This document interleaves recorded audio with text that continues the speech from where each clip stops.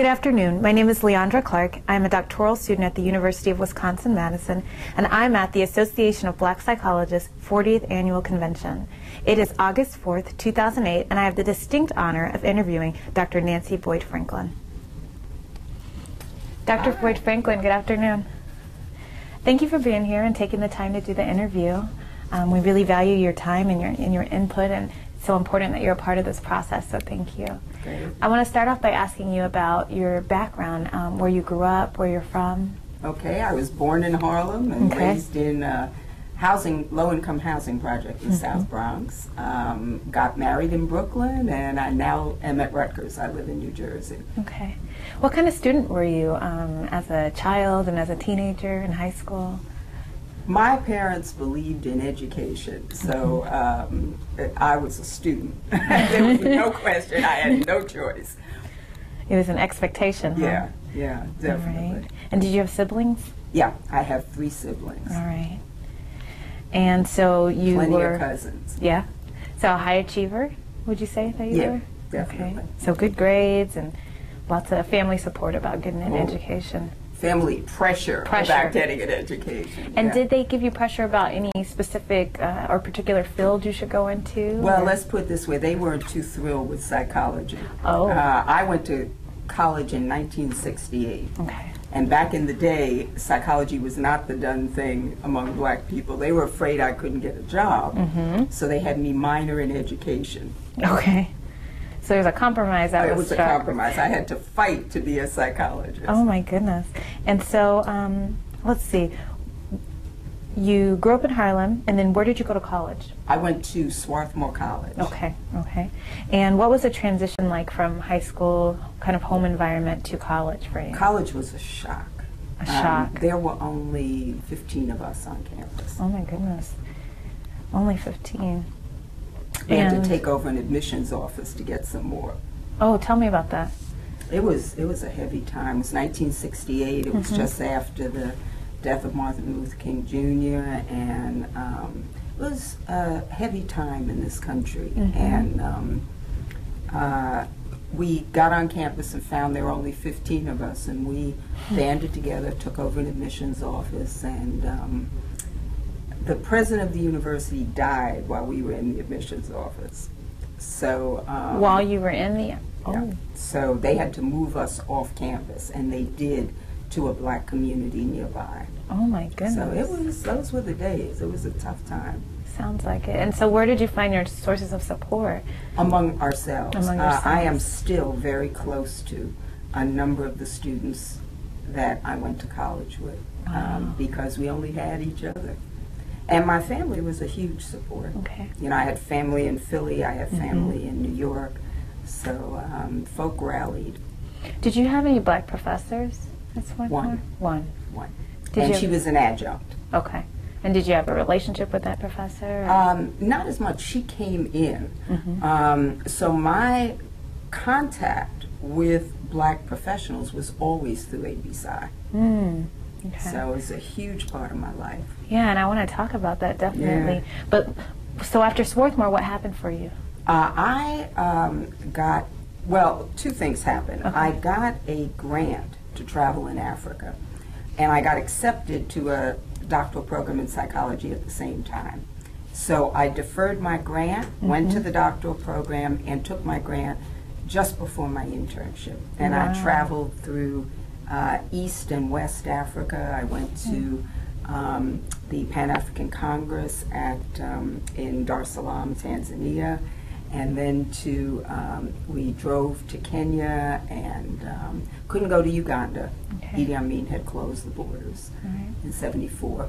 And then we flew to Ghana. We went to Nigeria and Togo and Dahomey. It was a life-changing, absolutely life-changing experience. Oh my goodness. So before you went, you said you were in your doc program because you I was in deferred a your doctoral fellowship. program at Teachers College at Okay. Columbia. And what was that like? I'm just thinking about the political very climate. Strange. Yeah. This was the clinical psych program. Okay. And so it had absolutely no cultural competency. And the 2 things saved my life. One was Harlem Interfaith Counseling Service right next door to the old Apollo on 125th Street, was a black-owned, black-run agency. Okay. And Fred and Doris Denard raised me in the field. They literally taught me everything I know about families.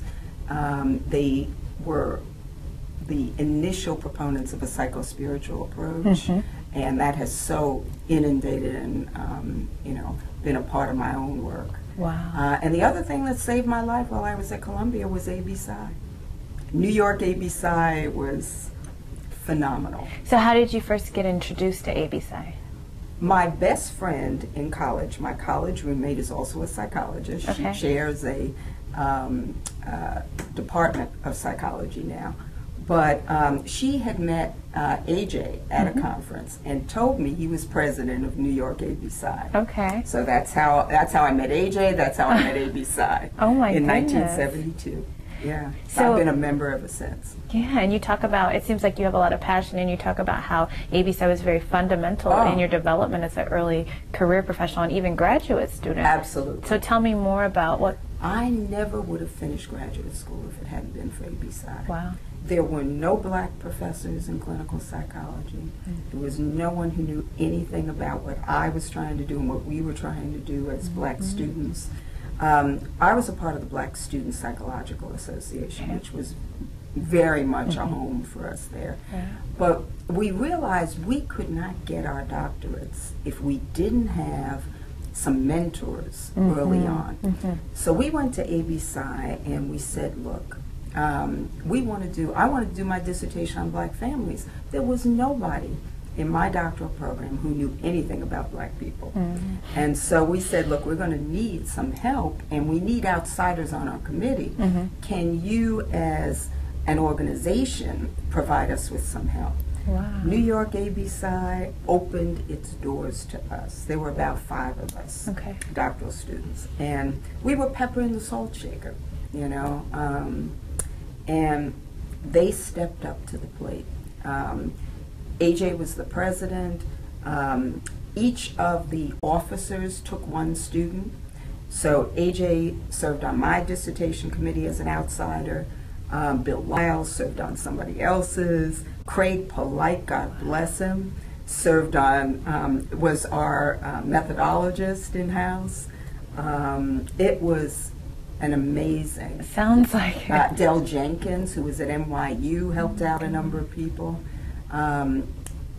A.B.Psy started a dissertation seminar that got us through, and even more importantly, they started a licensing seminar, which Craig Polite ran, because at that time New York had one of the toughest licensing exams on the planet. So when I tell you A.B.Psy raised me, A.B.Psy raised me. Yeah, it sounds There's no like doubt. it. I was 22 years old in 1972 when I started grad school. And the field was wide open, but it was so spread out we didn't know it. And that experience, that all of us joined A.B.Psy, we became student members. I eventually became a board member of New York A.B.Psy, and we served for our entire time there. Oh my It was goodness. very important to us. So what happened after you graduated with that, thanks to the help of A.B.Psy and all the Jegna Well, even before graduation, Yeah. in '73, there was a major conference on testing at Hampton University. And for me, that was historic and also life-changing, because it was the first time I had read in '70, I don't remember what year, Joe White wrote an article towards a black psychology in Ebony magazine. And I read this article and I said, there's some people out here who do what I want to do. In the same edition, there was an article on the Larry P. case. So there was an article on West Side, right here in the Bay Area. There was an article on Bill Pierce and Bill Hayes and Tom Hilliard and Asa Hilliard and Harold Dent. And so I go to this conference in '73 at Hampton, and there before my eyes are Joe White, Harold Dent, Bill Pierce, Tom Hilliard. It was just an amazing experience for me. And I was 1 year in grad school. I had really been very disappointed in grad school because none of it was relevant to what I wanted to do. And so when I met all these folk, I went up to them, I said, "You're my elders." You know, they're like, "Get away, kid. We don't want to talk about elders," you know. But they were so wonderful to me.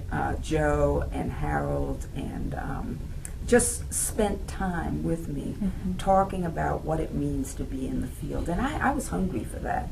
So to this day, that was bread cast upon the water. I'll give the bread back to any student that asks for it, because they really, really helped us come through in that process. And it's just an amazing time. Sounds like it. Amazing. So then after you graduated, what did you do? Well, even before graduation, there were a few other steps before graduation. Oh, really? Oh, tell me. I wanted to do work on black families.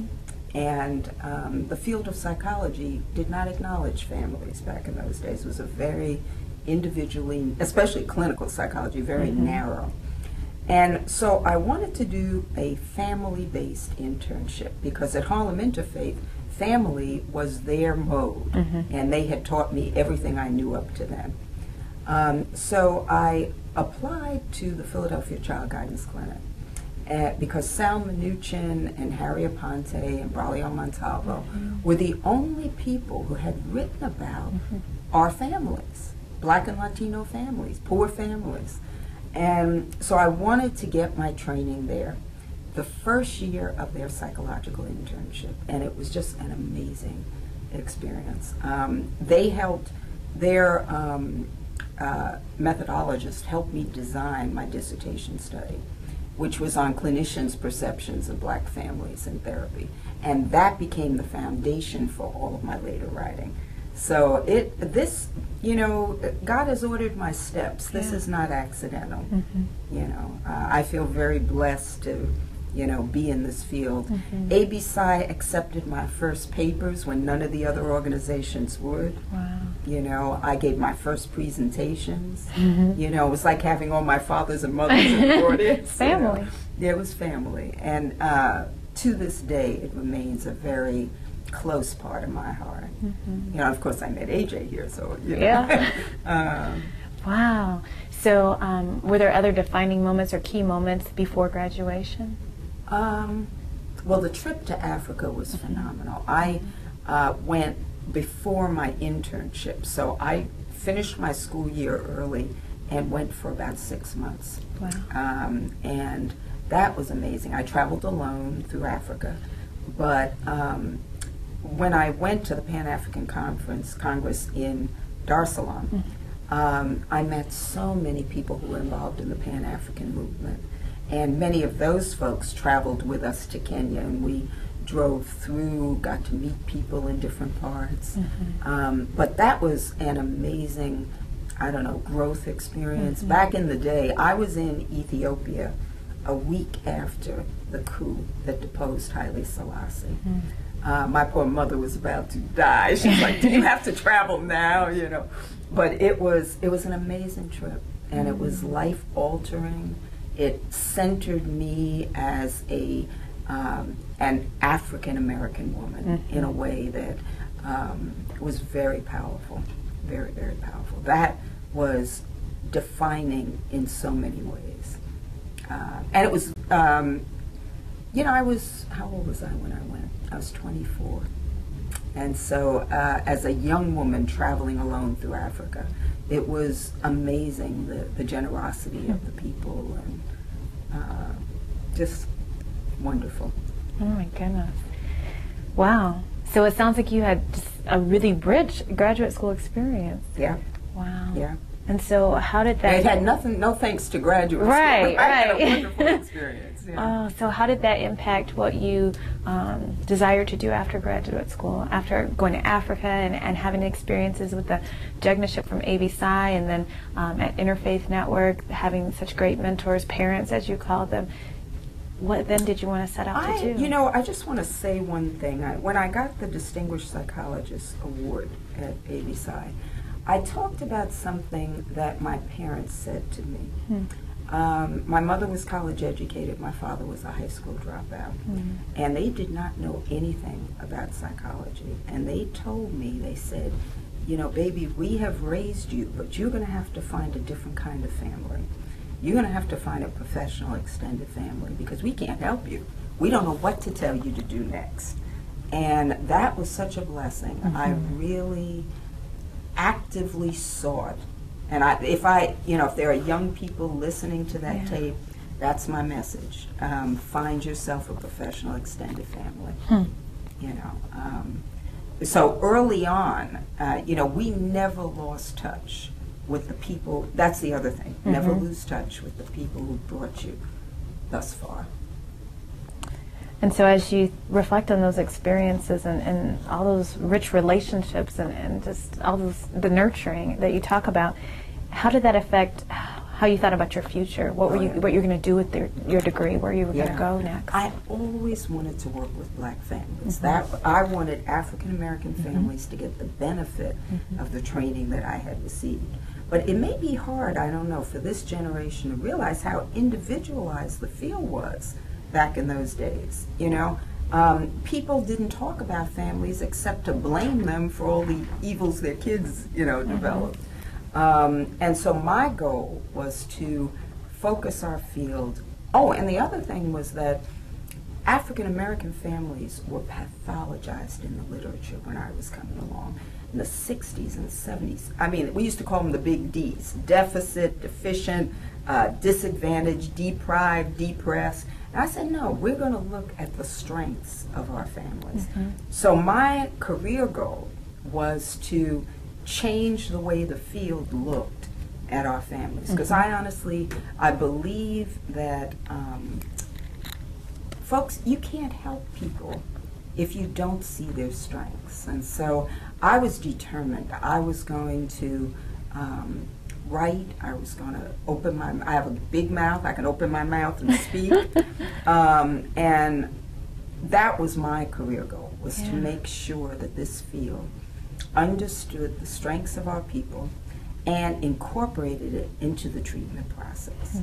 So, and I had good models. Fred and Doris Denard, who ran Harlem Interfaith, were just heroes and sheroes to me. They really brought the treatment of the black family into the center of their agency practice. You know, but it's interesting because they were a psychologist, a social worker, and a minister, not psychologists. You know, so in the field, I was a voice in the wilderness for a long time. You know, so for me, the fact that people are now ready to listen about African American families is to me a tremendous breakthrough. And so all of those experiences obviously affected the work that you've done. I'd love to hear more about your career pursuits, your books, your writings, and all of that. Yeah. Like I said, God has ordered my steps. This is not accidental. When I was, let's see, the most significant job I had before going to Rutgers, I never imagined myself in an academic setting. I was at the Community Mental Health Center of the University of Medicine and Dentistry for 13 or 14 years in Newark, New Jersey. All of our population at that time was African American. And that was a real opportunity to learn and grow.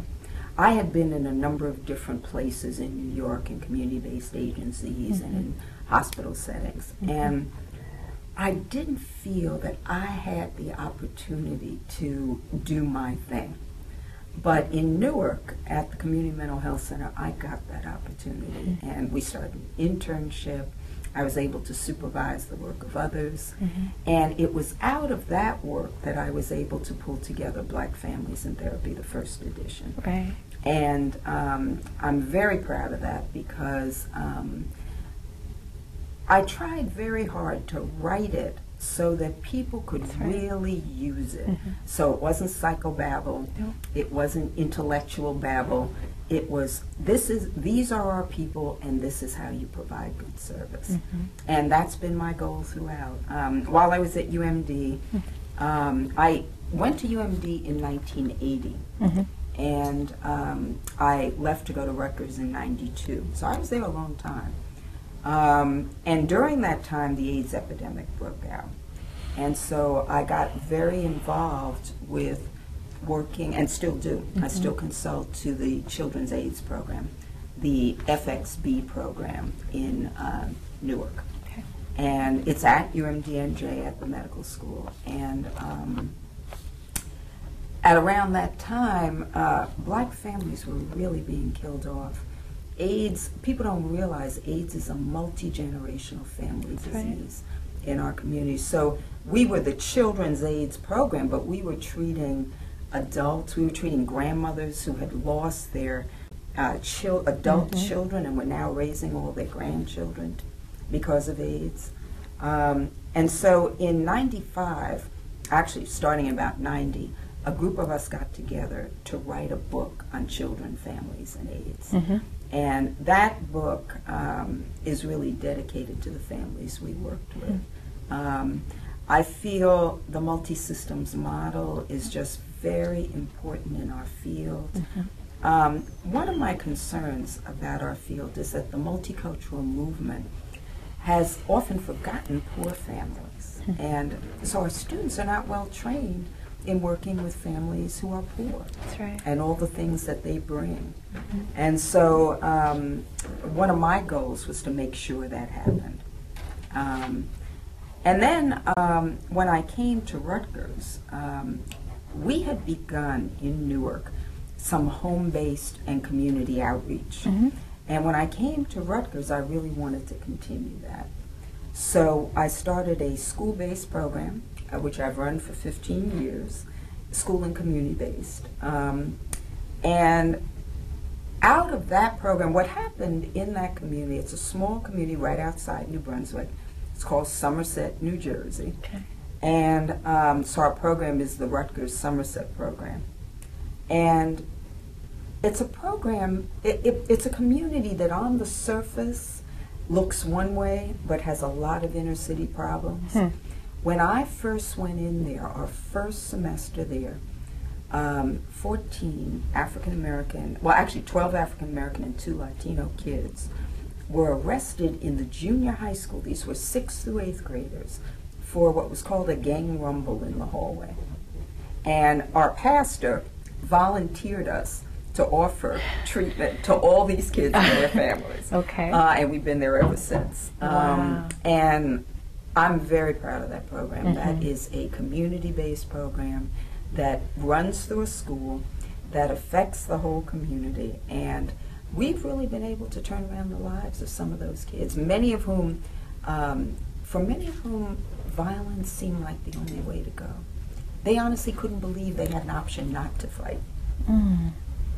So considering all of your experience in working with families, and wow, I mean, it's just so impressive and important, the work that you do in your writings, and having read them, I'm inspired by them in my work. I'm wondering what you think the challenges for black mental health workers, or mental health workers in general, are that work with black families. Yeah. I think our families are still dealing with the same issues. And I think one of the challenges is that one of the things I've tried to make sure of at Rutgers, at GAZAP, at the Psych program, is to make sure that my students are trained for the real world. I'm doing a book called now called Therapy in the Real World. I feel that our students are not getting real world exposure. And so many of them are not exposed to the realities of our people. So they come out and kids in groups are talking about gangbanging and they have no idea what they're talking about, you know, or they're wearing the colors and the group leaders don't realize what the colors mean, you know. We had a 13-year-old who became pregnant this year. We've had 12-year-olds, you know. So I think the main challenge for young psychologists is to make sure you get the training that will really allow you to address the needs of our people. Yeah. Wow. In closing, Dr. Boyd Franklin, if I could ask you what the Association of Black Psychologists really has meant for you in your development, in your career, as your family, Could you share with us? ABSI is my professional extended family. Yeah. For both AJ and I. It supports not only me as a person, but us as a couple. Yes. And it really, it's family, you know. To me, it's an opportunity to give back also to some of the young people, because so much was given to me. I am very blessed to have had the mentors I've had in ABSI. And as a professional couple doing this work, you need support for your couplehood. You need support for the work you're doing. And I'm blessed that AJ is as supportive as he is of what I do. We do the same work. And that means we share something that is very special to us, to our family, to our couplehood. So that's been very central to my life. Wow. Well, we're blessed to have you as part of the organization, and the field is blessed to have you in so many different ways. So thank you for your time today. It's been an honor to interview you. Thank you. Thank you. This is Leandra Clark, and I've been interviewing Dr. Nancy Boyd Franklin. We're at the Association of Black Psychologists 40th Annual Convention. Thank you for tuning in.